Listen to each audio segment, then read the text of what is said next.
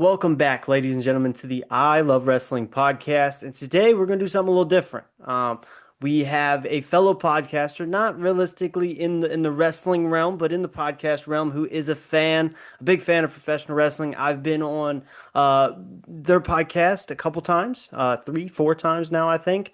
Uh, Welcome from the Nonsense Podcast, Invincible. How we doing, my friend? Hey, what's good, everybody? My name is HEN. Yeah. CIN. Yeah. CIBLE. That's me. What's good, y'all? I love it. So glad to be here. Of course, it's something, I'll be honest, I've been trying to get together for quite some time, and the schedule's just been super crazy. Like I said, I've been on the Nonsense podcast technically four times because I did a run-in on the episode that before mine. Yeah. So I've been there four times, and every time I'm like, I'll get you guys on, I'll get you guys on. And last time was in the studio, so I couldn't hide from it anymore, and you were here. Love it. Um, before we get into all the craziness and we'll call BS of the wrestling world, you want to shout out your social medias where they can catch. I know you do some streaming where they can catch the Nonsense podcast, all that fun stuff. Just let the viewers know, I should say, where they can get more of you. Absolutely. Yes, I'm on part of the Nonsense podcast. Um, our episodes go up about twice a week. Also stream on Twitch, Kick, and YouTube about 3, 4 times a week. Invincible at Heno Plays on YouTube. And I recently started a movie review podcast with my sister called Frames and Feelings, Oh, which is also on YouTube, but we're about to work on branching out, getting on Spotify and all of that. I've noticed with podcasting, that's the hardest part. Is like YouTube's an easy platform to get started on because Yeah, anybody can upload on there. Getting it onto Spotify and Apple and all that fun stuff is the hardest part. Like right now, I've only cracked Spotify because everything else makes it so much more difficult to get on the platform that like it's probably the laziness in me, but it's like I don't have time to crack that. So eventually we'll get there. But well, shameless plug. Our the Nonsense podcast is sponsored by is not sponsored but powered by Spreaker, okay. which does our DSPs, and we also have a little membership program on there. So I definitely think that would be dope for you all to look into. Definitely. We'll have to give a chat. You guys, I'll be very honest, I'm gonna put you over. You and CJ, otherwise known as Bob. I'm gonna put you guys over right now. Um, you guys have helped me so much in the aspect of tech, software, ideas, to maybe take the podcast to the next level because you guys have said it, other people have said it. I don't like to say it because I'm a humble man. That the podcast has got so far on just my MacBook camera and some AirPods. But to grow, you got to get better. And I want to thank you guys for all the advice and and equipment and things like that you've been able to help us over here at the I Love Wrestling podcast get some upgrades. So thank you guys. It is much appreciated. We're Absolutely. sending love all the way. Definitely, it's really important to both of us to expand the hemisphere as far as when it comes to podcasting, especially in the Chicago scene. And we are both such a huge fan of you, Nate, and what y'all get to do, man. It's honestly so dope. You are living the dream, future Chris. Hey, future Chris Van Vliet here. Thank you. That's what I strive to be. That's what I tell everybody. Well, let me take that back. I don't strive to be the future Chris Van Fleet.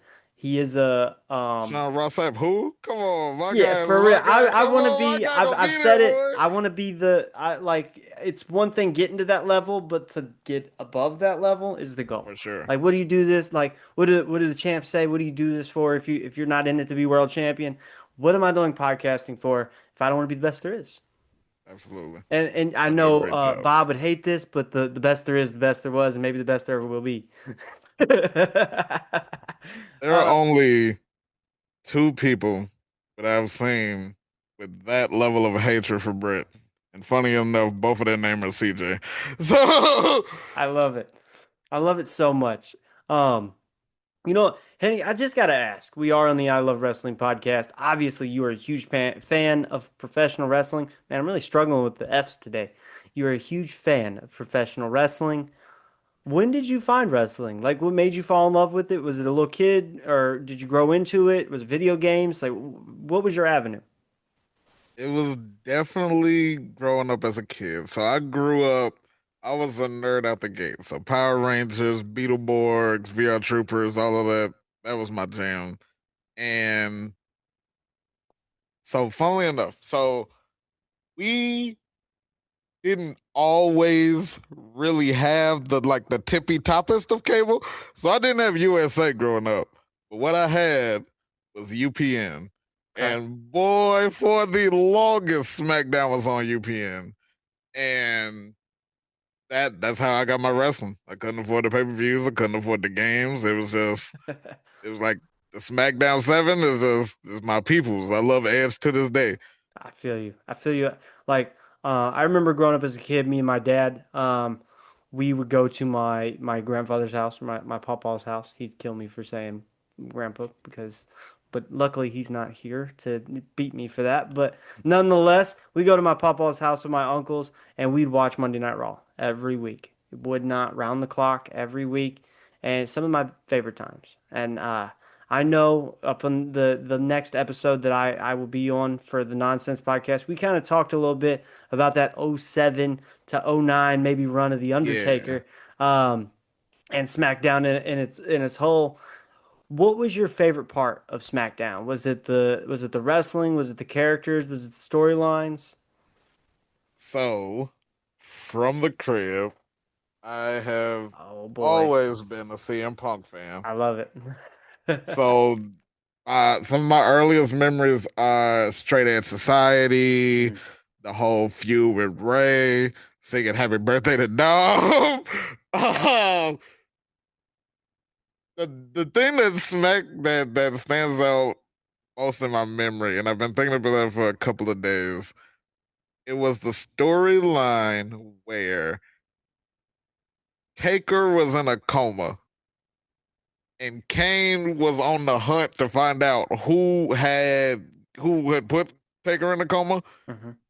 His main suspect was Ray, and it came out that Kane. So it led to Kane getting the world title, and it came out that Kane was the one that put him in the I remember that. in the coma. And I think that led to like a Hell in a Cell match. I think one of the craziest like storylines I ever saw. It was the last time I think we'd see Paul Bearer on TV, and it Oh was Edge and yeah. Kane, and like Kane kept doing like the most like crazy things to Paul Bearer, like putting him in the freezer. I remember Hmm. he was on these like ladders backstage on this table thing in his wheelchair, and Kane like pushed him off of it. It was either Kane or Edge. Actually, I think it was Edge. Was it Edge? Okay. Yeah. You know what I'm talking about though. And like as a kid, Yeah. I was like, they just murdered this guy. Like Absolutely. and like they bring it up on It was commentary awesome. that the last time we seen Paul Bearer, he was buried in cement. So this man's been Yes. buried. Like Paul Bearer, I think's had the worst deaths in professional Technically wrestling not history. WrestleMania 29. He was, I believe he was in that. So He did get dumped all over Taker, which is crazy. Like I think like for me growing up, it was always the craziness that was going on in wrestling. Like the fact that you could like Undertaker's kidnapping Teddy Long, or you're yeah. killing Paul Bearer, or it just all this crazy stuff that's going on. And I guess it helped that no matter where I went as a kid, whether it's my dad's, my mom's, no matter what, somebody liked wrestling. I go to my mom's house, my cousins are playing uh, Shut Your Mouth or Raw 2 on the Xbox, like, and I go to my dad's and we're all watching it. So like for you, when you were growing up, was it just SmackDown for you, or were you able to go to different households, maybe friends' houses, and be able to experience wrestling with other people? No, for a really, really long time, wrestling was just kind of like my little niche thing. Like my homies at school did not weren't into it. They thought it was lame. Um, Parents. I didn't really have any cousins, but my cousins were a lot older than me, Yeah. and I got my dad to watch a match with me. It was about 2 or 3 weeks ago. First match he ever watched. And it was a blast watching him experience it. I showed him the triple threat between Trick, Oba, and Javon. Ooh. And he was astounded. The modern It classic. was so great. It was so fun. I love it. So like I remember as a kid my first time realizing that like people at school liked wrestling. Obviously like at school, especially growing up going into like for me the first time was like going into middle school. I think it was in 5th grade. And I saw a kid pull some figures out of his backpack. I think he pulled like a Randy Orton and Jeff Hardy out and I was like I know that. I know what those are. And like immediately clicked. Did you ever have a moment like that at school where like obviously to most people it's taboo? But that moment where it's like, hey, that kid too? Really? Uh, uh, so in like fifth grade, this is not. I swear, it's not as wholesome as figure trading. I me and like two other kids in like fifth grade almost got suspended for doing the DX sucking side. I love it. That's beautiful. But That's it's like we got in trouble. We was all high fiving, like yeah, you got to. You got to say in unison. DX when they went up to the gates of WCW didn't all be like, "Oh no." absolutely, They stayed there in hand. Um hell yeah. You know, like a lot of times I'll get people on here, and a lot of them grew up as fans of the business. Even the rest grew up fans of the business, and a lot of them in that middle school, high school range grow out of wrestling, and then they eventually find it again. For you, was you on the train the whole way, or did you step away from wrestling and something else pull you back in? I unfortunately wrestling was taken from me. Ooh, Yeah, it was about the 2010. It was about 2010 when I think SmackDown had moved to either USA or Sci-Fi, yep, sci-fi. and we didn't have that channel. So I was on for like a year and a half, and I was a wrestling kid, but I was also the LimeWire kid. So more often than not, our computer was down with viruses from me trying to make CDs for Okay, everybody. okay, So yeah, I didn't get into pirating that form that early. And yeah, no. Um what really did it was in 2011, I went away to college okay, and I had come home for some type of break, but it was literally like I think the day I came home was a steel cage match on Raw where Punk turned on Wade okay, for the Nexus. okay. Essentially, CM Punk and the Nexus brought me back to wrestling. Interesting. That's Yeah, because like a lot of people for them that like 2011 era of I mean of any wrestling or 2010 2011 is when they got away from it. The PG era, like the Raw anonymous GM stuff. So it's cool yeah, that for you it brought you back. I like that. I like that a lot. yeah. It was, and I had been watching a little bit like at school because at school we had USA. So that that fueled a lot of my John Cena hate. Like that fueled so much of my John Cena hate It's because when the I started Nexus was hating supposed Cena to win too. in the end. Um, but no, Punker came back. He was no longer bald, and he was just running it. Like he just came in and put his meat on the table. Like, no, Cena, you're not. I know what you think this is. This ain't that. pipe bomb, blow a kiss to Vince, kicking the head out to Del Rio, and then came back to beef with Kevin Nash. So like, The Kevin Nash feud was actually atrocious. I'm so surprised they decided to do that. sledgehammer on a pole match, It's Triple H and insane. Nash. I will never forget Oh my it. goodness. Um, were you aware of outside of WWE wrestling, like your TNAs, your Independents, your Ring of Honors, New Japans? Like, when did you find those faucets of professional wrestling? I I did not grow up a TNA kid. Like I watched a little bit of it here and there, just when it was like, damn, I need some wrestling. And it was on Spike. Okay. And then after that, they had lost the TV deal. But it was like, well, I had told you, I I hated Black Machismo. So that was one thing. I hated the woo off. I hated I that. loved it. I loved it so much. But it was undeniable the Styles is the Joes, um, even to a lesser extent the Austin Creeds, the R-Truths, the.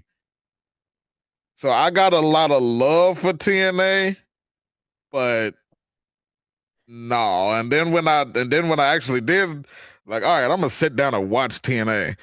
It was Bischoff and Hogan, so I was like, yep, I'm not doing this. So It's funny you say that because when the crew came into the Nonsense podcast to do an episode, we told you guys. I'm not going to give the full story here because I want the fans to go check out the story that my dad dropped on the Nonsense podcast about our TNA experience, which is absolutely hilarious. It might be the highlight of the show. Um, but nonetheless, that was like just announced that Hogan and Bischoff were coming in. I don't even think they'd made an appearance on TV. But my dad was so hyped to go. And like I remember he bought the like first Hogan t-shirt they had. And like I had like it was pre-immortal, but the like immortal Hulkamania shirt that was like in uh, that like weird like I don't know, every were like you a Willow kid? say that one more time. Were you a Willow kid? I I was so confused about Willow.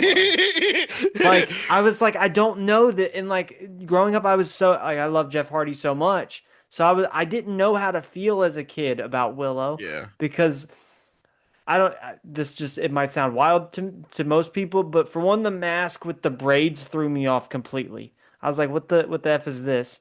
And then like later on when we get to like the Broken era, I Yeah, I thought it loved made way Broken more Matt. sense. I love Broken Matt. I love Brother Nero going between Yeah. Brother Nero to Willow to Jeff. Like that I thought was cool, but Willow by himself was always like, I don't know. I'm not sure.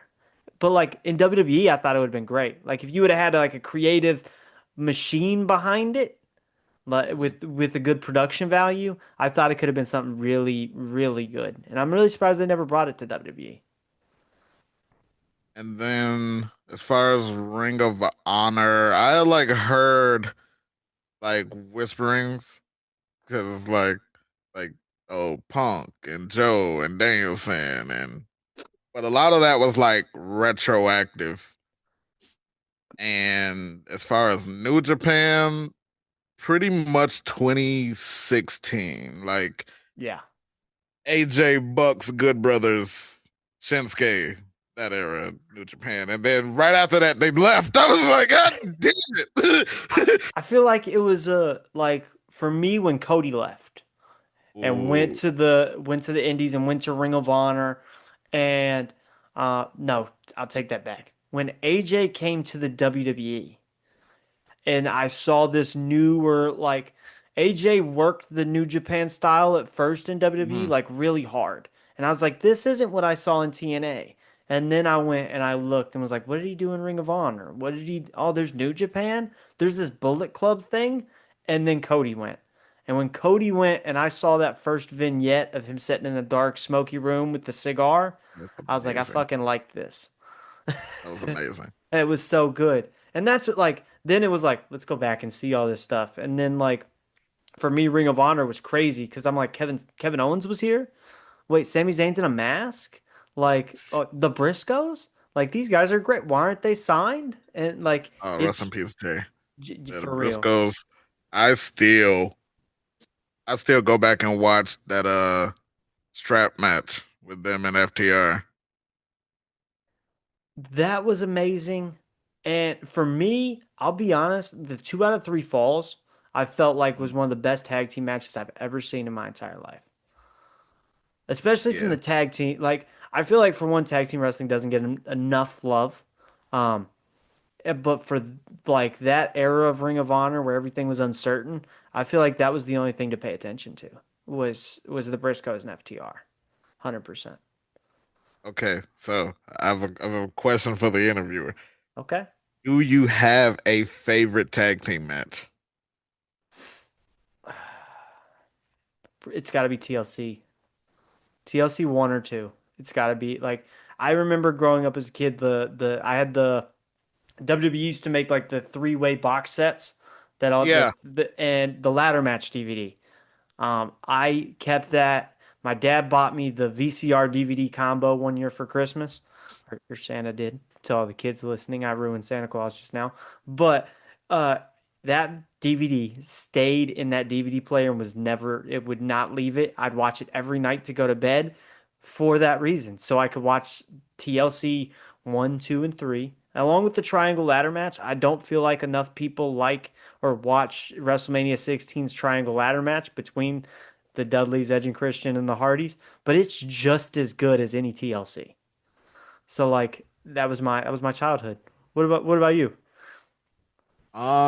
Favorite tag matches. It's between. So I have like three that are hovering. It's this that strap match. It's Escalera de la Muerte, the Bucks and the Lucha That's Brothers, that's fire. The steel cage is good too. and Sorry. the Hell in a Cell, Ooh, New Day and the New Day. Usos. Yes.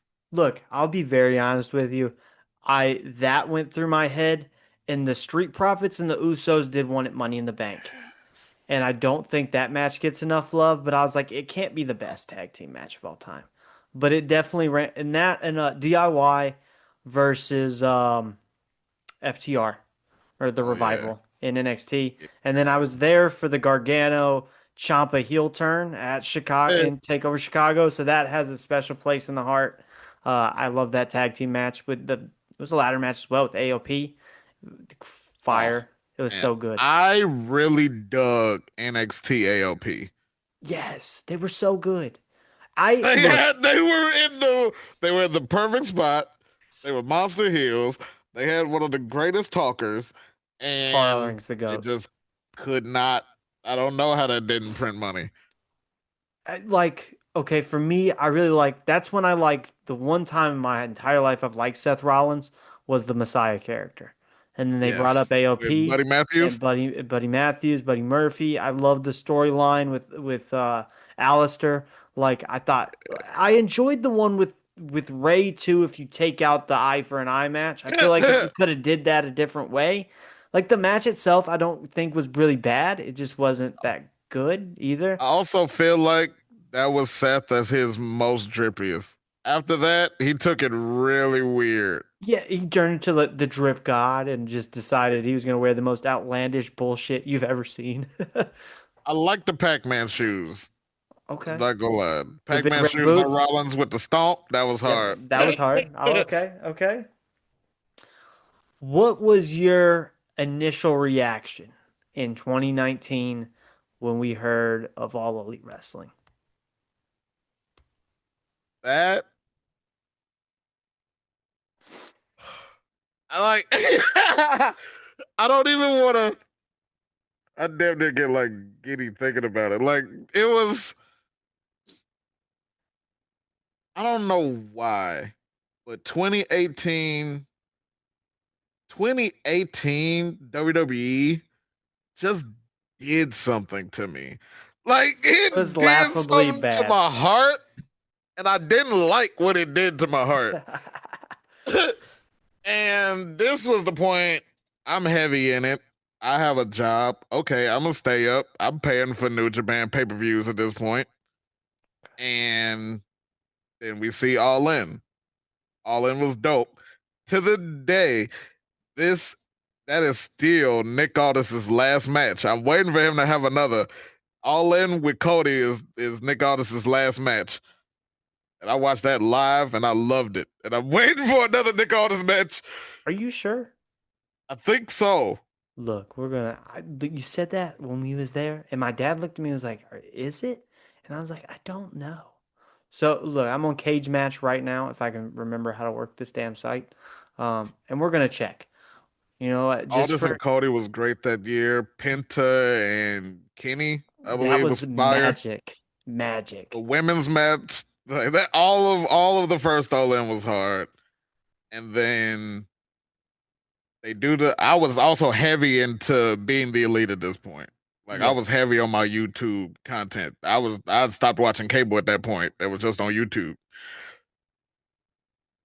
To see the announcement and then into the press conference was like I don't I feel like it's dramatic to say like prayers answered, but for so long I was like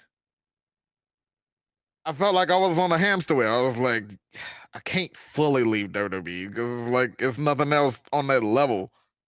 And then, and even now, I still watch it all. Like people claim I'm so anti WWE. I watch more wrestling than any hater. You can like For real. any hater could ever. Like, I'm not a hate watcher, so if I hated it, I wouldn't be even consoling in it.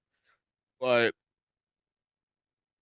yeah, and it was cool, and it felt like when like a kid's first death metal band. It was like, ooh, this is crazy. Because I hadn't even seen like death matches up until that point. So I have breaking And news for you, Henny. The last time Cody Rhodes and Nick Aldis would face off would be at NWA 70, where Nick uh, Aldis would get back the NWA title. okay, I figured. Okay, I like that. I like that. For like second to last. No, but Wait, did we he? Did he? Was that his last match? no, Aldis went on and had a run, a second run with the 10 pounds of gold, Okay, and then he drop it later. I can't like remember who. I'm sure if I really dove in, I'd okay, find it. yeah. No, But now I he need to had go another find that. he had 'Cause another I run. actually, That was when the like I NWA said, was I still wasn't really a good too. Like no yeah. offense to NWA now. I do enjoy it. I talk to a lot of the guys and girls that come in and out of there, but like it just feels off now. I don't know what it is. Like I it's feel you. not indie, but it's also not 1980 You no know more. what is super indie? What is super indie? And I I do like watch parties for it on Thursdays.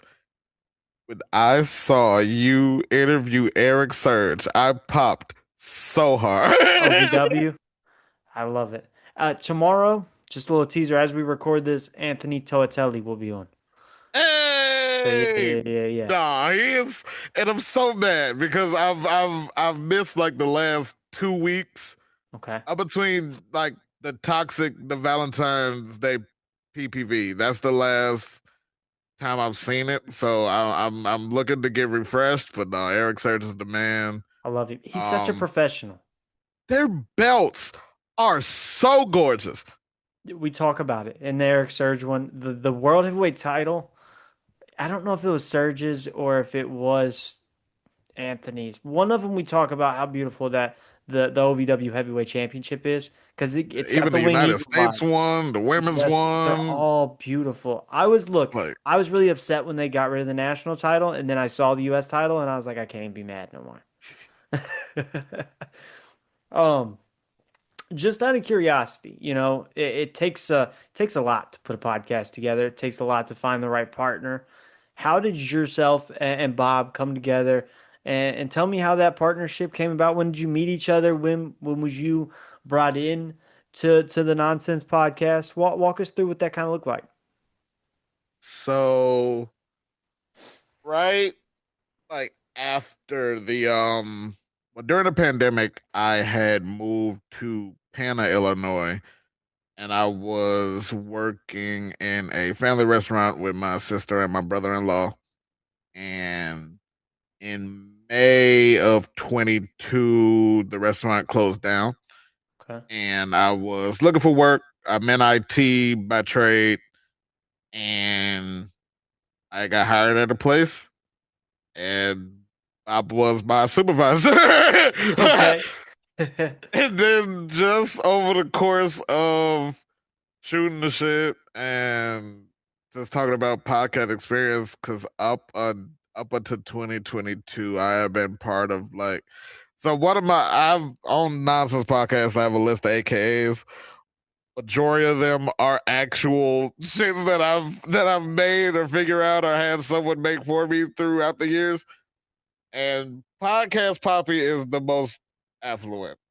I to this day, I think the count of podcasts I've been a part of is 9. Damn. With so with the 2 I have currently going on, I've been part of 5 others. And through some reasons they had either fallen through or we had split apart. But he was also podcasting. At that point he was podcasting alone. So and I was like the only streamer he knew. So he invited me in to do an episode, introduce myself, branch out, and I kind of just never left. So I'm going on like year 4 of nonsense. How, like, for those of the audience who have maybe never seen an episode of the Nonsense Podcast, in, if you're able to, how would you sum up the experience, what they're going to get when they tune in, all that kind of stuff? The nonsense podcast is 2 unprofessional comedians trying to explain the world around us. I like it. Is that the We are biography? very It's Chicago based, but through our experiences, we're also very worldly. Um, Bob has taken a whole cruise to Alaska. um, I've been to New York a couple times. I lived in Mississippi for 4 years for college. I've been to Texas. I and I it just works. He loves metal. I love rap. I'm anime. He's more shooters, COD, and he loves Helldivers. I don't know. It works. We are very different on a lot of things, but that's my guy. That's my guy. When we started out, we both agreed that we were both looking for someone who was convicted, someone we could link arms with and go into the trenches with, and that's been our podcast experience, just in the trenches together. That's my guy. definitely. I can say, like, from my own personal experience, two virtual appearances, one in eighth of in person appearances. It's something that you got to experience in person, 100%. Like, this is fun. This is one thing, but getting to go in there and just watch you guys have a good time and to be a part of it, and just see how it works. It's like, a lot of people get mad that Unreal is a thing, but like when you get to be a part of it, it's different. Like, it's so much different, and it makes you understand the secret sauce. You're like, this makes sense. Like, to most people, none of this would make sense. But when you're there in the moment and you see how the magic's created, you're like, shit, this is fun. These guys got something good. 100%. So I would like to thank you guys for. I feel like you guys have kind of brought me in and taken me in as a little brother, and I accept it wholeheartedly. Thank you guys. Absolutely. I'm having fun. You love expanding the family, and it is a lot of good times on the horizon. When I was there, you guys, specifically Bob, talked about some changes.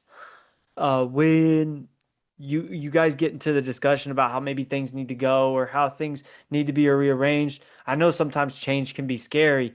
how do you look at change when it comes to this kind of situation? And what's your outlook on maybe where you guys see the podcast and the channel and things like that going moving forward? He Bob works incredibly hard. For nonsense he edits. We shoot at his house. A lot of like he runs the analytics, and it's like even part of it I didn't really get to appreciate until putting one completely off the ground myself. Like my sister is incredibly talented, and I love her conviction for the content creation, but a lot of it was new to her. So a lot of it is me using my know-how and really using stuff that I've just absorbed from being around Bob. So, I feel like we've really dove it Oh, into. but changes on nonsense. I kind of I he always pretty much has a vision, Mhm, and I trust his vision. of course, So when he like it's time for this, so we're trying this, and like okay, let's go. you're very gun ho about it. I like it. I believe in the vision. We both Definitely. are definitely trying to take ourselves and the brand and future plans to several new levels. So yeah, Yes. I trust the process. That it's funny you say that because like that's kind of what I tell like Pops and Nasty Nate and even like we get Mason and my other brother Wolfman on here and I've told them the best way for us to grow is for us all to grow individually but together. So like it's fun just being able to see the seeds being planted, orchestrating the plan and watching it happen, watching it naturally grow. And then sometimes putting some fuel and some fire and making it grow a little faster. Maybe you're ready for it, but you gotta have fun with it. Absolutely. um, I think for shits and giggles, we're gonna go through the AEW Revolution card as we record this. It'll Hell be yeah, I actually got Saturday. it pulled up right now. Oh, you got it pulled up too? Oh I yeah. love it. I love it. It's funny. The other day I got on a podcast. It was a top 10 WrestleManias actually, and I thought he was Ooh, gonna go over his top 10 and we was just gonna talk about it. No, I was supposed to make my own list and everything, and like, literally, he tells me this. I'm like, give me 2 minutes. I write one out and we do it. I was completely unprepared, so thank you for being a prepared guest and pulling it up because I'm terrible sometimes. It's been a rough couple weeks behind the scenes, but we don't have to get into that. But thank you for being on your game, young man. you've been. Don't be so hard on yourself. Y'all kick ass. It's Y'all kick ass. it's fun. It's fun. It's a ride. But you want to start with the I don't want to call it the undercard, but the pre-show, the 0 hour. The 0 hour. You know, this Blackjack Battle Royal interests me because is it the Does same thing as like the casino battle royals or is this different? I haven't I I haven't think understood that yet. I think it's the same, and Ricochet is just one of the 21. Okay. So it's the suits will come out, yada yada But yada. a 21 man battle royal for your title would have me shitting bricks. I ain't gonna like, Well, and 19 of them are to be determined. So right now we just have yeah, Ricochet and Ciampa are the only two that have been announced. Um, my early pick with this heel turn, I feel like it's got to be Tommaso Ciampa. that. Ooh, I hadn't thought about that. I actually, so unfortunately, I I streamed during most dynamites. Uh huh. So I didn't even know that Champa was okay. So now I'm feeling like it definitely Briscoe's gonna be in there. Definitely. I feel like Mark Briscoe. I feel like we'll Couple see a some couple Don rascals, Callis. a lot of Some rascals. Rascals are beautiful. Trey Miguel, go check out that interview on ILW Pod. Please do. Um, yeah, I feel like either Ricochet or Champa. Okay. My question is when we look at a battle royal like this and we look at the vast roster that AEW has, Yeah, it's Wouldn't unpredictable. it? Ain't no telling who might. Well, Billy like Gunn might pull up. Billy Who Gunn might pull the up. hell knows? I think this could be a great way to shake things up by putting somebody like Ace Austin or something like that Mm-hmm. into the title picture Please that we do. haven't seen. And like Ace is great. Like Ace is somebody like I'm surprised didn't get scooped up by the WWE, like or even stay in TNA, I like would with throw T Finlay in there. Finley's crazy. I It's funny, right before we got on here, I was watching David Finley and the rest of the dogs now do an interview with Sean Ross Sapp, and they were talking about how David Finley was just like playing, like he was asked about not going to WWE, and he was like, "Well, my dad and my brother, who work in NXT, haven't paid my bills, and these boys have helped me almost pay off a house. It makes perfect business sense." And I was like, "I'm glad he said it because I under that makes me understand why. Like I didn't understand the decision before, because I'm a family person, very family oriented. So I was like, I don't understand why you don't go to NXT." But that makes sense. What do you think about that comment? So I well, I mean, he didn't he didn't want to go to NXT. He didn't want to. I He put it mean, very plain. He was honest. I I don't currently watch NXT weekly. I Okay. stay abreast with like results and clips and everything.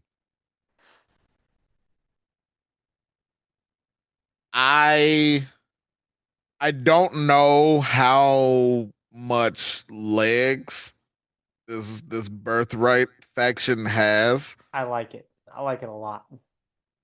Damn. I think I like it a lot more with Lexus in the forefront instead of a lackey Yeah. because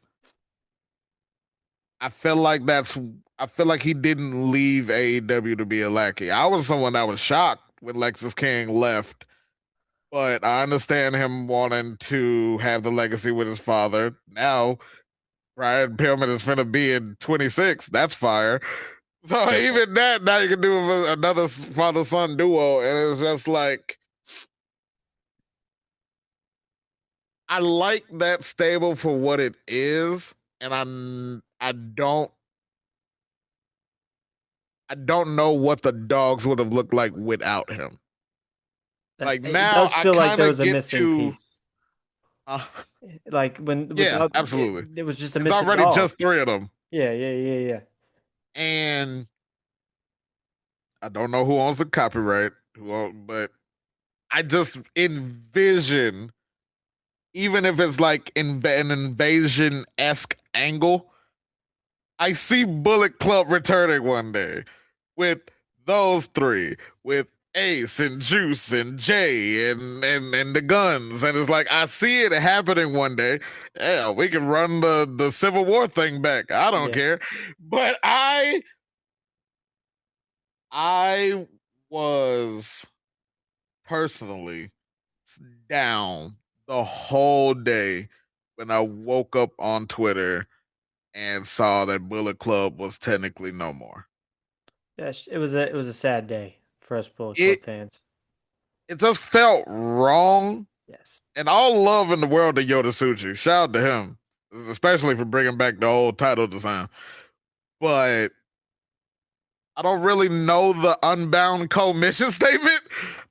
Like, like United Empire, Cal Newman. All right, I'm on track. I know. I feel like I know where y'all are trying to do, where y'all going. I don't really know about Unbound Co, and it's just like I don't really know about like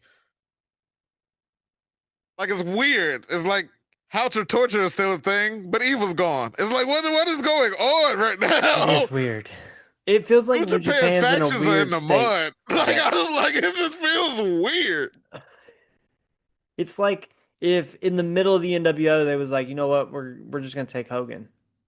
Yeah, It's like it's why? like It's like New Japan factions. The best way I could explain it is like late 2000 WCW, where there's like four NWOs. They all got a different color. None of it makes sense. Like that's New Japan factions right now. Like who's NWO Gold around here? Oh no. And then they got rid of so many people are leaving New Japan. So many people are leaving TNA. And it's just It's one of those I things don't I don't know. understand. Like you go like I'm not taking anything away from WWE or AEW because obviously they are the global conglomerates that they are. But when you look at the roster, where do you fit in? Like what do you Yeah. get out of leaving TNA that's paying your bills and giving you a paycheck to go here and sit and do nothing? Like maybe it is just a pay If the like paycheck's bigger, then like I I might get it. enjoy that catering. I ain't gonna lie to you. I might enjoy the catering. That's crazy. But like most of these guys want to work. And like most of Like these guys can make a bigger living like I guess maybe on the indies or but like I just don't understand. You have a fan base, and a lot of times these guys hurt their fan base by going to these places and sitting on the shelves. That's my when only you thing. talking about this, I cannot help but put up like a wanted poster for like Royce Keys. Like, where the hell is Royce Keys? Exactly. And like Where they the say, ever loving hell is Royce Keys? he's announcing his 2K involvement is where he's at. Like, but That's you're not on fire. screen? But why am I gonna get to play with him before I can see him have a match? Exactly. Like, I just don't understand. And like, I mean, he was doing stuff in AEW. I understand the want to go to WWE, but like, I think I would have emphasized the fact that I'm here to do something. And It's like, I don't know. I I just don't feel get it. like it's been mishandled from the jump. Like the best thing he did was the Stephanie podcast. Like Well, the you the entrance debut was good. him Like the in entrance was the fire. Rumble in a country where AEW is not. Yeah, that's the hard part. Then you pop the boys back in the States with the powerhouse Hobbs, and then it crumbles, Yes. and then you don't have them on TV again until main event. And I don't even see the main event match, but I wanted like 3 minutes. It was a squash. He absolutely squashed whoever it was. I just I feel like it's mishandling. If it's me, I'm having two runaway freight trains. I'm having Oba be a demon on Raw. I'm having Royce be a demon on SmackDown. Absolutely. And then we just hype it up for Survivor Series or Mania. Mania is Right lacking on around the corner. matches right It now. really is. Oba and Royce Keys would be insane. And neither one of them has to get fed to Brock. No. And again, this WrestleMania card is looking a little light. It's kind of scary. I'm not gonna lie to you. I And mean, that's the one. they're pretty much insured to get mask versus mask, so that's going to be Look, cool, I I'm guess. super hyped for that. If you want me to be honest, I'm Yeah. probably more hyped for original El Grande Americano and El Grande Americano Mask v Mask more than anything else I've seen. Yeah, but then I want that to get time. Like, I know it's going to be shenanigans. Yeah, Of I course, know it's it's going to be gonna be shenanigans. But I also want bullshit. them to get time because Ludwig and Chad are actually awesome. They're crazy in the ring. Like last year, we saw Chad Gable or El Grande Americano do a reverse 630. Like Yeah. like he just pulled that shit out of his singlet. We've never seen that before. Like Yeah. where are we getting this at? Like it's crazy. And I mean, we might get. I'm excited for the potential of seeing Demon Balor back. Demon Balor versus Dom. I think it'd be excellent. So, I know we said we was gonna do Revolution predictions, and we just went right to WrestleMania. yeah, I it's love it. just I love it like so much. so much. Um, yeah, I'm not, I'm, unless it's like, okay, so they threw a bit of a curveball. I'm not gonna lie, they threw a curveball at it with the Danhausen Penta thing. I liked it. I liked it because yes, I fit. Okay, so they call me the tangent officer. You see, we like 3 levels in so It's far. okay. We'll keep going. We'll dive deep. I feel like and this is a hot take. This is scorching hot. Danhausen might be the most important signing in WWE in several years. I see exactly where you're going with this, and I love it. With the style of how WWE books, now any fucking thing can get off. Anything can get off, and it's explained away by a It Danhausen was curse. Danhausen. It's perfect. Well, It's like absolutely perfect. if It wasn't going to work in AEW because they're a sports company. No, this is just silly and just the right amount of weird to absolutely work. I feel like it's the place they were gonna put Karrion Cross when Karrion Cross was there as the disruptor.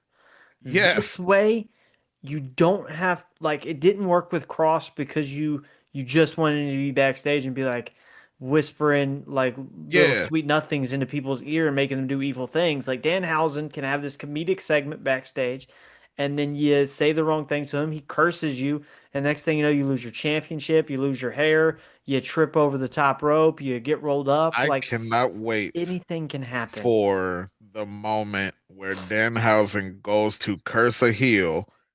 They no ball, so they duck the curse, and then the face gets it. Yes. I cannot wait for that moment specifically. Yes. And like that's the fun part because then Danhausen can be like, I didn't mean to curse you, but you got in the way. Yeah, Like, and then it's like, oh well, then it just there's unlimited potential. And unlimited. I'm gonna throw this out here. Before R-Truth retires, they need to win tag titles. Oh, Truthhausen needs Truthenhausen. to happen. Truthenhausen? Truthhausen Yeah, needs to nah. happen. That has to be. I need Yeah. the T-shirt. I need the tag titles. I need it to. I need Truth with the paint. Give me the But I works. I also want it. need the six man with Truth, Danhausen, and Punk. I need that six man as well. Well, it's so cool, and this is why I like Punk coming to WWE, and you've seen it happen a lot with these AEW guys that were underutilized in WWE or in AEW. That he's able to take these guys that he knows has clear talent, like maybe a Danhausen, and say, "Come over here. We'll give you something different. You might at least be on TV." Instead of Yeah. being home, like Danhausen said, he sat at home for over a year without a phone call, a text, anything. Like, granted, they let him go to conventions and wrestle in the indies, but like without, like, he didn't have nothing. How, as a company, do you not even like, you got Ring of Honor, you got like maybe run some I house shows or feel something? now that I do agree because I would throw so much shit at the wall using Ring of Honor. Ring of Honor is now essentially a developmental brand. Yes. And I'm okay with that, but treat it as such. Like, I'm not saying go full WWE because sometimes WWE just acts like NXT does not exist. It's in its own separate Acknowledge it universe. still, Yes. but let it be separate. I love that they're going to separate tapings because, goddamn, that was a lot on one night. With going live. When you go to Ring of Honor and then you'd have like a full 2.5 hour dynamite, and then Yeah, you lead into like the last time I went, it was still Rampage, but then you have an hour and some change Rampage, and then there might be a dark match after Rampage. Like yeah. you're there from 6 To until 11. sometimes 11:30. Like I Yeah. remember when I went to the Shark Week Dynamite at the Wintrust Arena where MJF turned heel. I didn't even watch Rampage. I went outside and met like I stood out back with the rest of the people, tried to get autographs. My like siblings got pictures with Monet, and I met Jeff Jarrett. Oh, that's All fire. these stories could be told on the Nonsense podcast when it comes out. Stay tuned. But like I, I don't like that's a lot of wrestling. And like you go Yeah. to WWE and like you might have main event before, but like usually main event they film at Raw and SmackDown, so you might get a match or two, and then you do the show, and then they might give you a dark match, and but sometimes they don't. Like sometimes they're if SmackDown or Raw was satisfying enough, you're going home with what you got. So Yeah. like it's probably an hour, at least an hour less But than what it's AEW is like, cramming in. but I am a sicko, so sometimes I love it. It's like It's fair. sometimes, like sometimes, no, I feel like if I love AEW. There's a lot of shit I would change if I had the book. First of all, brand spit immediately. I think it's Collision is gonna necessary. have a roster, and Dynamite is gonna have a roster. Second thing I'm doing, only afternoon pay-per-views. Why? AEW, and I love them. One thing you're gonna get is some goddamn wrestling. And they're gonna It give is you some long as shit. wrestling You'll be sitting there for 7 hours. all night long. They gonna Like, give you some wrestling all night long. I It, with remember. a Go ahead. with a 2 p.m. start, I get out at the latest 8. I still got a whole night left. Yeah, Like, yeah, yeah. I mean, I remember watching the um Double or Nothing when Punk won the belt. That show didn't go off here until like 11:30, almost midnight. yeah, And I was invested, don't get me wrong, I was invested the whole time because I was like, I'm gonna be honest, grown ass man about to cry because Punk wins this title. I haven't seen this since I was 12 years old. Like grown ass man, mind you, and I'm crying. But 11:30 at night, I gotta work in the morning. I I gotta know the drive. I Fuck, like fuck, fuck that. you. I gotta You guys drive gotta from the drive. Wintrust. The Wintrust is Look, not close. it's rough, man. Like that's it's crazy to think about. So you know what? I see the 2 p.m. mark. Like for instance, I watched the first London on yeah, I didn't pay for it, but I watched it on one of the sites you can, do your thing on. But it started in the afternoon, but I think it was like well, it started before noon, I want to say. I could be butchering Yeah, this, it but it was started at like but it 11 was done by and it like was done at 5. like 5. Oh my And I was God. like, I I didn't have know a what to do with whole myself. evening. I was like, I'm gonna go like I could rewatch this shit. Shit. I was a buzzing because it was fire and it was Yes. like, oh I my believe God. me and my fiance at the time we went and watched a movie and stuff afterwards. I was like, this is perfect. Like I get to watch wrestling, she gets to do whatever she wants during the day, and then Yeah, afterwards we get to go and do whatever we need to. Like this is yeah. excellent. So I'm not gonna lie, start them things in the morning. It's like Please everybody do. hates WWE like starting like when they go overseas and they're in Saudi or the UK or wherever, and you gotta wake up at 7, 8, 9, 10 o'clock in the morning, 11 o'clock in the morning to watch Hey, wrestling. I like it. I start my yeah, day off. I get to chill, watch 3, 4, 5 hours wrestling, and it's like, okay, well, it's not even noon yet. What can I do now? Oh, for the sure. rest of my day is here. I think it Look, makes a lot more sense. And then you're not competing with other things. Like yeah, for like NBA shit. football, like you're just not competing. Like for me, for instance, like a little behind the scenes here, if I post my interviews at 7 o'clock in the morning, I'm competing with Van Vliet. Just that's when a lot of the other like podcasts where you have JR or Arn Anderson and Nash, all of You, them are posted Sean. in the morning. Like Sean Ross Sapp and Denise are posting all the time. Like for me, I'm like, why not do it at 6 o'clock, 6 p.m.? Everybody's getting ready to watch wrestling. So Yeah. why not give them the pre-show? Because nobody's watching. No offense to Kathy and Booker and Big E. Nobody's Oh, watching the countdown show. I, fam. Why are the pre-shows 2 hours It's with no matches? insane, and I hate that. Like I do watch alongs, but I hate going to watch along Wait, and please check out the I Love Wrestling podcast watch-alongs. they're amazing. I will let you know we probably don't talk about any wrestling for the first 45, 50 minutes, but we have a great time. But like you go to watch like I'm a huge fan of What Culture and Cultaholic and Wrestle Talk, but you watch their watch parties and they're there for the whole time. Yeah. They're there for the pre-show, the post-show, the whole show. What do you have to talk about for 2 hours before this thing starts? Like, what are you doing? Yeah. It's And then, insane. oh my God, it was so bad at Elimination Chamber because it was brick. And I know Biggie was freezing his ass off. Probably 100%. They had that little tiny screen behind them. I was like, y'all cold as hell. Elimination Chamber for me might have been one of the most underwhelming chamber pay-per-views I've ever seen. Everybody, I think I got in the building bias because it wasn't that bad to me. It was not But that like bad to if me. you I watched hated it, the for the 40 minutes in between Punk and the main event, hated that. I am It's got to be very brutal sitting there watching it because it was for us, like ad after ad, entrance taking like everybody's entrance. The entrances almost lasted longer than the in the last match. minute, and I was like, how in the hell is that even a thing? Like we're here to watch wrestling, guys. We're not here to watch entrances. Like I didn't show up. Like, and don't get me wrong, I grew up in the era with the Undertaker, and he would spend 45 minutes walking to the ring, but then he'd give you a But he'd also 45 give you minute a match. 45-minute match.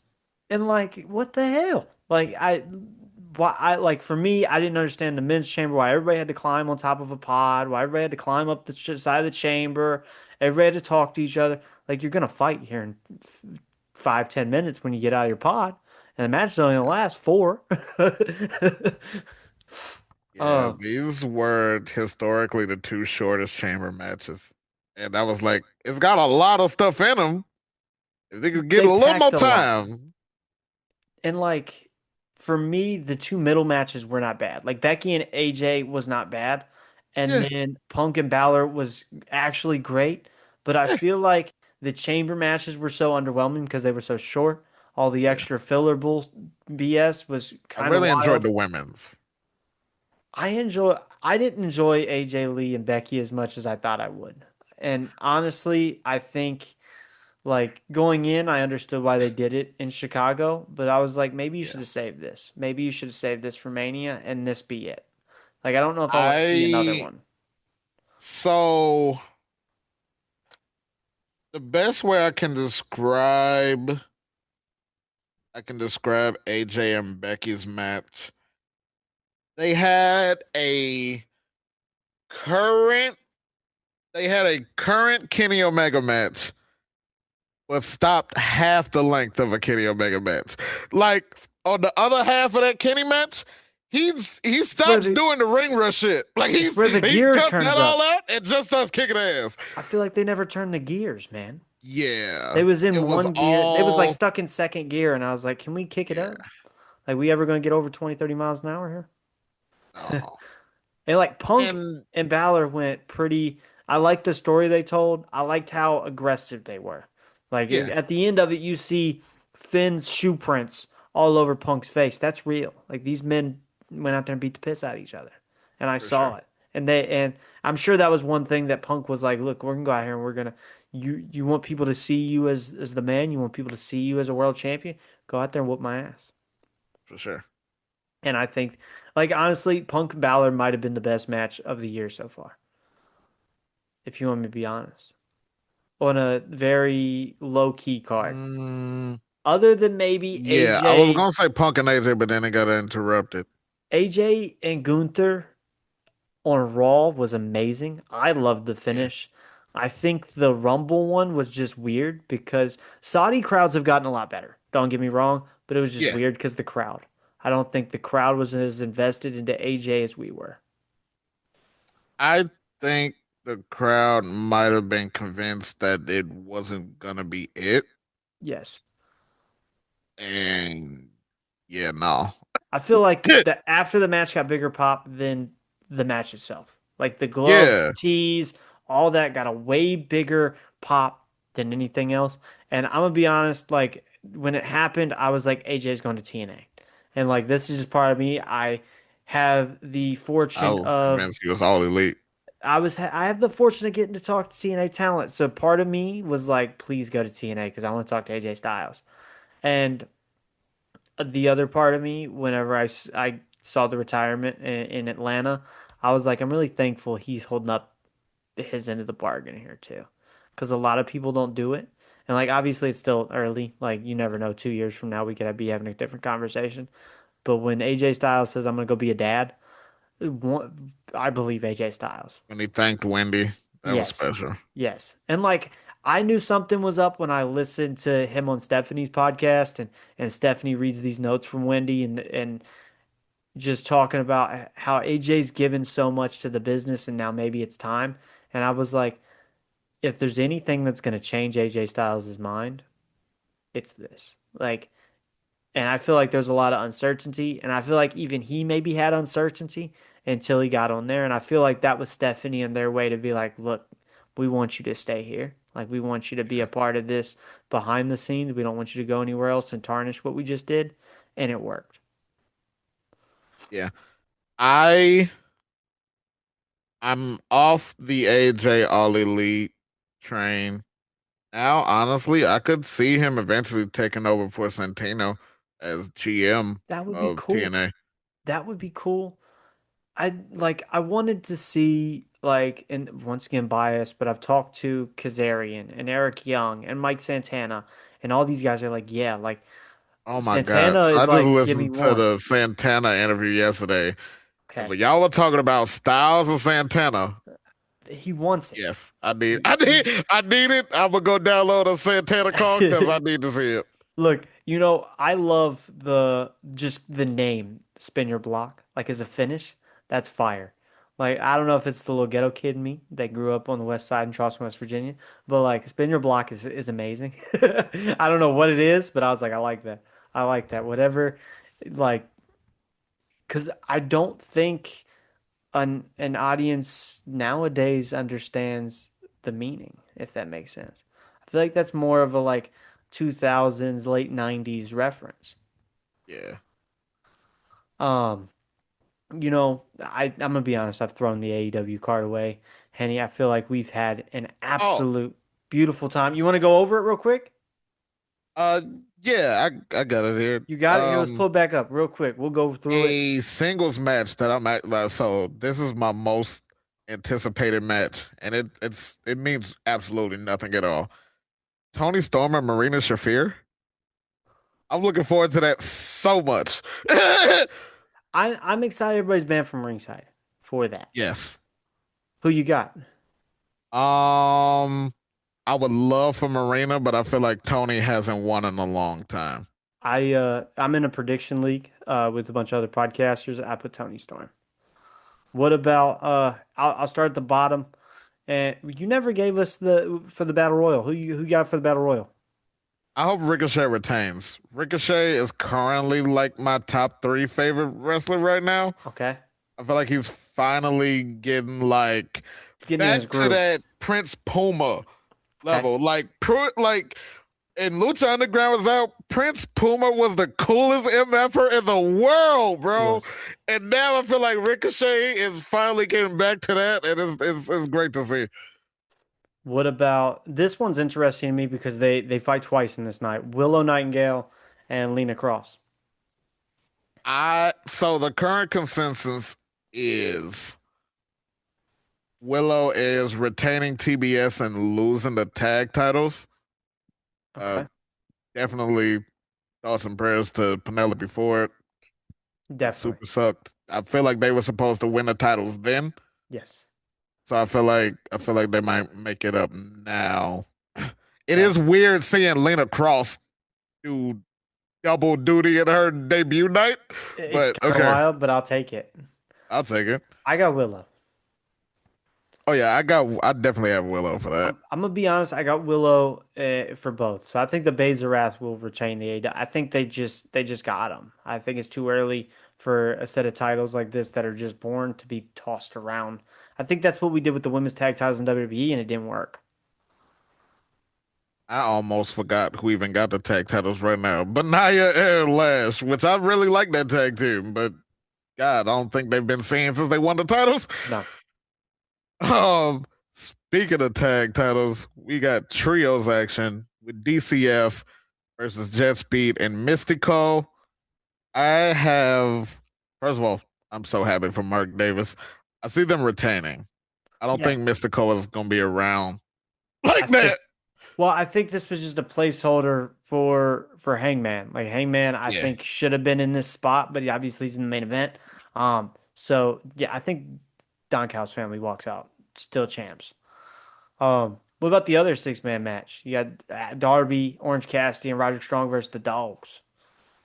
I think the dog. I understand that they won on Dynamite. I need them to win here too.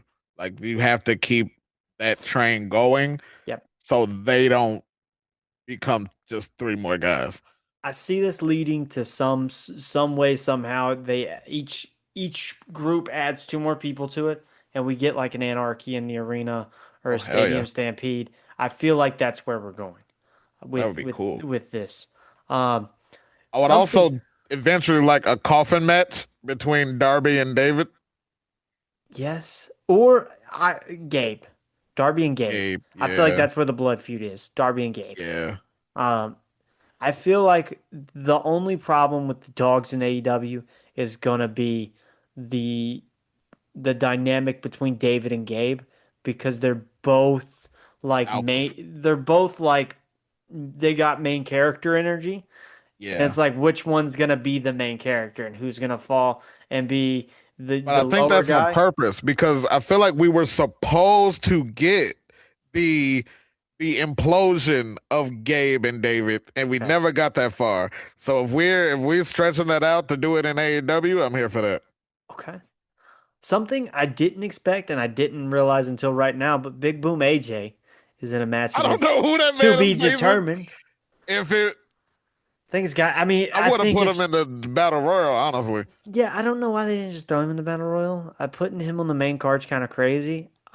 I But mean, apparently he does numbers when he shows up. So he I'm not. does. I don't have a Costco membership, but shout out to him. I think he wins that though.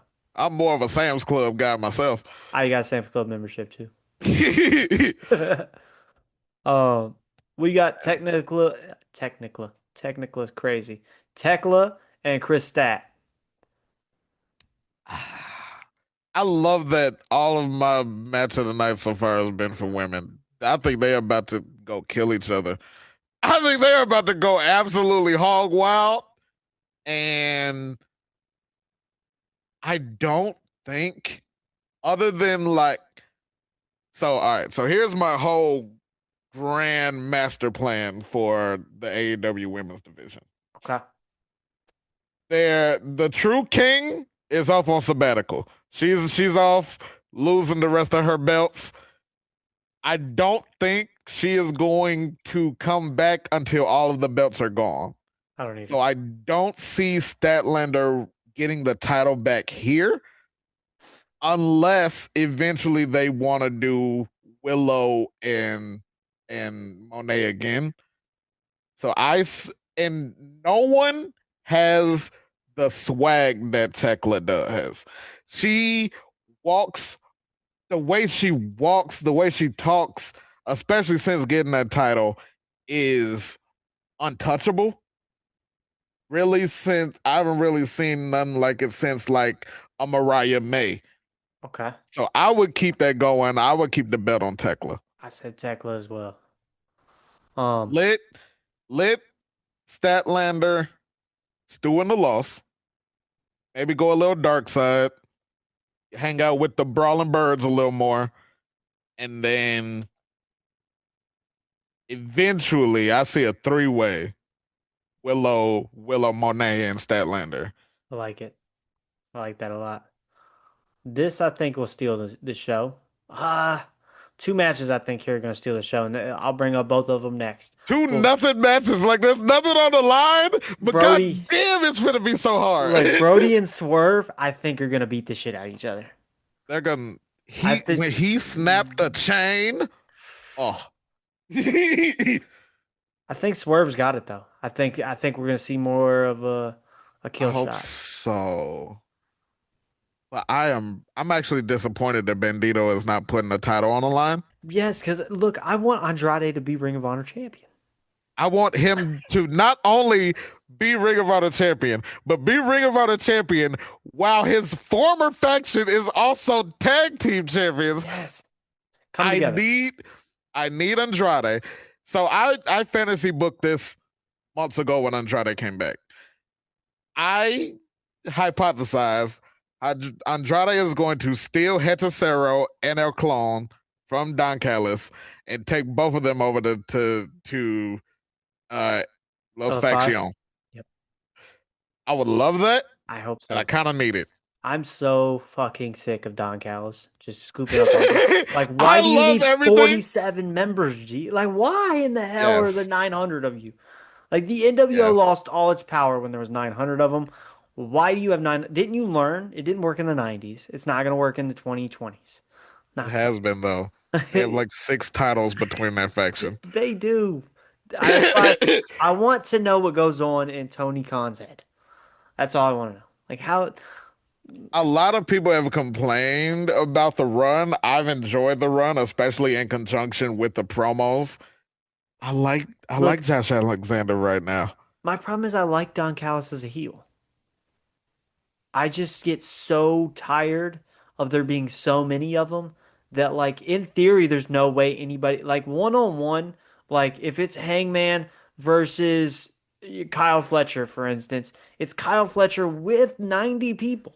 How is he going to beat all 91 of you? It's Oh, but impossible. then we have, because we did have that, and we had Fletcher step up and say, "No, y'all stay. I can do it by myself." Yes, Then we have another Don Callis family member on the card with Takeshita.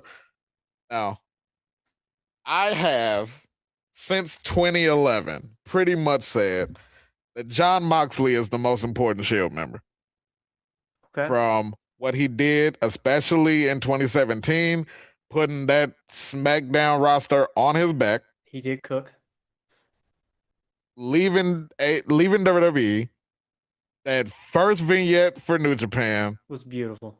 killing in New Japan, coming over, being the ace, being the break glass in case of emergency for Tony Khan. When I tell you I need Moxley to drop this title to Takeshita, I love, I love Takeshita. And in my mind, this is the route back to the unified title, which is him beating Mox and then beating Okada. Yes. I think, look, and shameless plug here, go check out myself and Nasty Nate's fantasy booking of what if Killer Cross went to AEW. But I think more than anything, the Continental title, the International title, and the National Championship need to be unified. There needs to be one fucking title. And I think instead of having the Continental Classic be for the Continental Championship, you just have the Continental Classic winner Unified. get I Or make it a trophy. or make it a trophy and say, hey, the winner gets a world title match at the end of World's End. Like Like what an better? option see it. Like I just don't understand why it's got to be so. Like I feel like Tony Khan over complicates the simplest foundational ideas, and I'm like, man, if you just like tournaments are usually either for a prize or they're for you to be able to go for a prize. Like, why did you put the guy who already has the prize in the tournament to then go through the tournament and then maybe not even be in the end of it? Like, it's just crazy to me how that works. Especially, like, I think it confuses lineage up all the way because from the Yeah. time the tournament starts to the time the tournament ends, is he still champion? Because technically he's not holding the I belt. do always have that question because Like, and none of this is answered. And there's just way too many, I don't want to call them mid card titles, but there's way too many extra titles I mean I floating feel around. you. Technically, there's 4 There's in four. Why do you need mid so card many? titles. And you got the same group of guys fighting for all of them. Like, if each one had a division, it makes so much more sense. That's where you need brand split because then you could And say split, baby. AEW I've title been over screaming it here, for the mountaintops. and then you could put like the Continental title as the number one, or and then have like I don't know, you could Or the figure it out, unified, or the Unified or I would something. have the world title on Dynamite, unified on Collision. Let Ricochet do what he wants. Take it all over the world with National, and have TNT beat TV title. I think, look, I'm gonna be honest though. I think the Unified title is the dumbest idea of a championship I've ever seen in my life. Like, why the Gorgeous though, ain't it? why the fuck did you have to make a belt to say these two are unified? Like, excuse me, I'm getting heated, but like, I just I don't think it's understand. Like, I and it think was around for a it's month. for the sake of long term storytelling. I think, but I just not the most succinct. If it He made wanted sense, to, in my mind, he wanted to go from Kenny Okada. yes. Okay, now Takeshita's here, and Takeshita is really cool, and now him and Okada got beef. Okay, so Kenny's now over here. Okada had both, and he lost one, and then this is on our road back to both, and then eventually Takeshita and Omega, maybe? I don't know. It's I just too understand that it's much. sloppy, and I understand that I was just I like, definitely would man, have kept them together after unification. But it's also not the first time we've had unified titles. Remember when Bullet Club Gold had two different titles because yeah. they had the Ring of Honor 6 man too, They had the Ring of Honor 6 man. They had the normal trios. I was like, and then unified it, then they, ununified it, and just yeah, it's so much to like. defended it separate. This is where when you go to like break down a show or look at a show or go back to look at things, the waters are so muddied. It's like I don't know who was what champion when the like. And I think what'll happen is the problem will lie 10 or 15 years down the road when we're trying to look at the lineage of these championships and understand why they're important. And you're like, I don't know. I have no clue. It's like when we look at the tag titles in WWE. Like for Yeah, a long time, it was okay, well, the WWE titles that were on SmackDown are now on Raw, but now the World Tag Team titles that were on Raw are now on SmackDown, so they crossed. But then we made them those titles the Raw and SmackDown tag team titles. So now the yeah, lineage is all confused. And they was like, you know what? We're just gonna bring it back to the WWE tag team titles and then the World Tag Team titles because it was simple back then. And I was yeah. like, thank Less you. color coded. But now it's all confused. You done screwed it all up. It's like, what was the point in the first place? I feel you. um, I agree though. I think Takeshita wins this. And We got FTR and the Bucks. FTR and the Bucks for the seventh time. Is it? I think I was I was listening to another podcast. I think they said that three. I got the Bucks. It's in LA, I have and not they did enjoyed this FTR title reign. their other brother. I think it's I the think Bucks. I think the Bucks. Just looking at the landscape, there's not very many credible heel tag teams. I mean, credible face tag teams for Yeah, FTR to fight that's the unless problem. they bring a Edge and Christian. But Well, I feel like this is where this goes. I feel like maybe FTR almost has it in LA. I feel like it's very close, and that's when Edge and Christian come out. I feel like we get Cope and Cage. I feel like that's the distraction. I feel like the yeah, Bucks win, and then we get to move on to Cope and Cage versus FTR. Maybe slow burn all the way past Double or Nothing into All In, and we get Babyface Bucks as the tag team champions, and you can bring up another team that is credible enough to beat them. Or that's when you bring back the Hurt Syndicate. And then you get the Hurt Syndicate, who's a dominant heel tag team, build them back up and have them face the Bucks. Like, so how so I've just seen this conversation come up in the past couple of days that since January, AEW has been on a very special tear, and since January, we haven't really seen much of the older WWE guys. No Edge and Christian, I think it. no no Hurt Syndicate, and a lot of people are saying that that's why it's been cooking I because the think so. youngins go crazy. Well, I that don't and know I. what it looks like when they come back. I Well, don't it's know what it looks like because when they come back.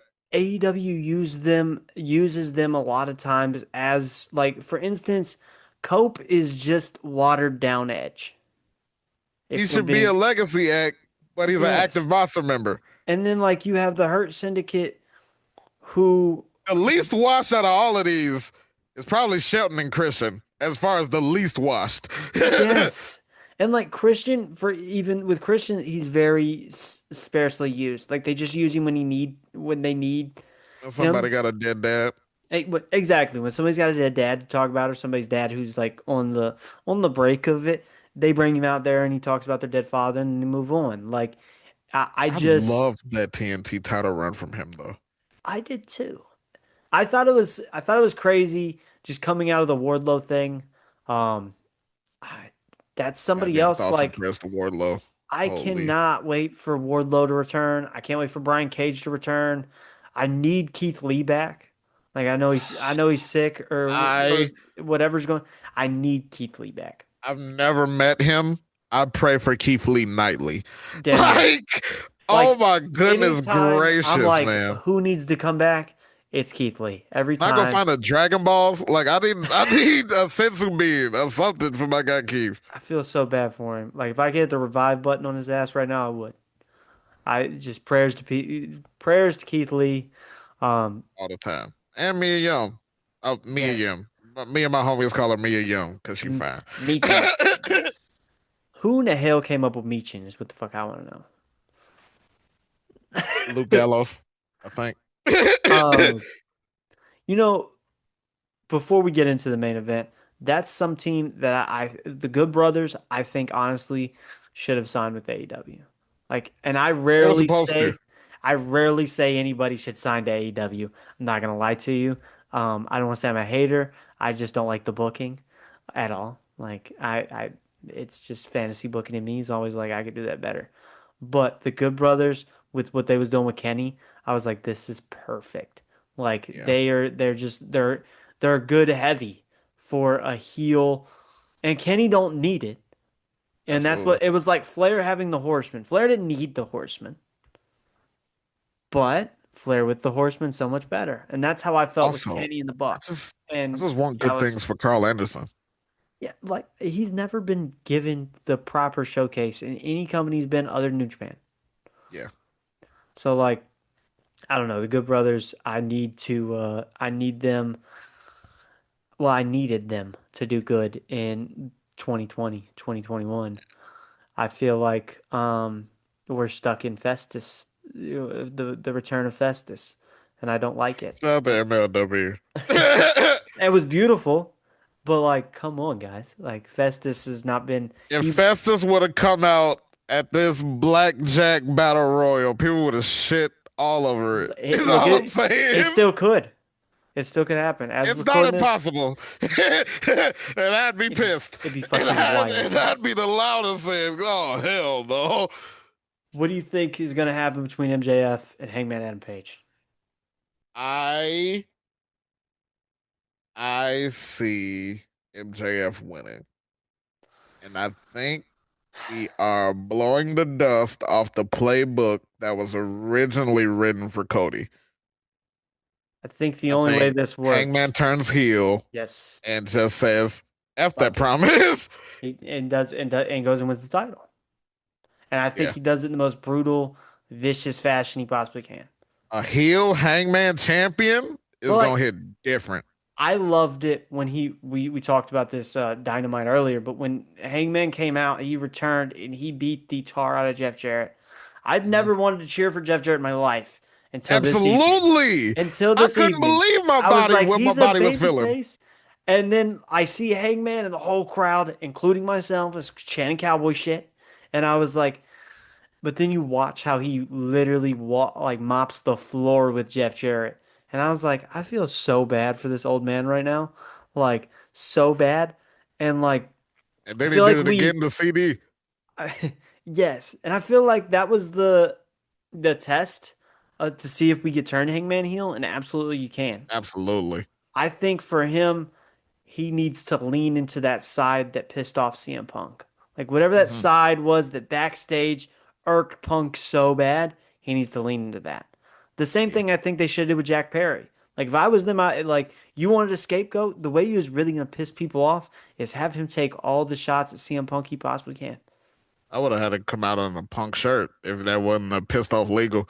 Yes, absolutely. Like why not? Like or something similar. Like I just don't know why they don't take advantage of these situations. But I think you're Because absolutely people right. complain and call them and say they can't get WWE off their mind. Well, I mean, But nobody says anything about them fast nationals, boy. I think it just depends on. My little brother, Nasty Nate, he thinks he's a comedian, and we always tell him it's all about tact. It's all about when you do things. It's all about timing. I think that's what AEW needs to learn. I Yeah. think if the timing's right and the shot is required, it will be perfect. But now if you're just shooting aimlessly, That's when people are like, when you just start airing footage for no reason, that's when it's like, okay, guys, are we serious? Like, what did you really get out of this? But now, Yeah. like, imagine that is like Jack Perry's Titantron Right. every time he Imagine that comes was out. some doctored footage. And Jack Perry just did some dumb shit with the Bucks and filmed it and said it was gonna be the real footage. That would have been hard. Like, it would have been hilarious. Like, if they was just backstage scuffling with like stuffed animal dog or something and it was like Yeah. labeled Larry or something. That would have been hilarious. But like no, you showed the real footage. But like even the real footage, like imagine if Wasn't that that was bad. a Titantron or something crazy that like Jack Perry uses to like I'm at every time Jack Perry's music plays, you see Punk choking him out. That's hilarious. But lean into it. Like it could have been Yeah. something so much more. And I was like, you guys just dropped you actually dropped the ball so hard. Um Henny, I wish I had more time to sit here and chat all night, but Absolutely. unfortunately I The time don't. flew by. I was looking like, the time flew by. Thank you so much for joining us here on the I Love Wrestling podcast. Go ahead one more time. Let them know where they can check you out, the nonsense podcast, all that fun stuff. Go ahead and plug it all away and let us know. Thank y'all so much. Thank you so much for having me. Um, Anytime you just need somebody to come up here and talk, please don't feel free to First on the don't be mic. afraid to ask. You could catch me all over YouTube, on Kick, on Twitch, Nonsense Podcast, Heno Plays, and Frames and Feelings Podcast. I'm currently grinding out 2K26, still trying to finish this showcase, grinding this battle pass. It's been fun. I've been having a good time. Ladies and gentlemen, this was the I Love Wrestling podcast. I'm your host, Justin Woolwine. We was welcomed with Invincible. Thank you guys so much. We will see you next time.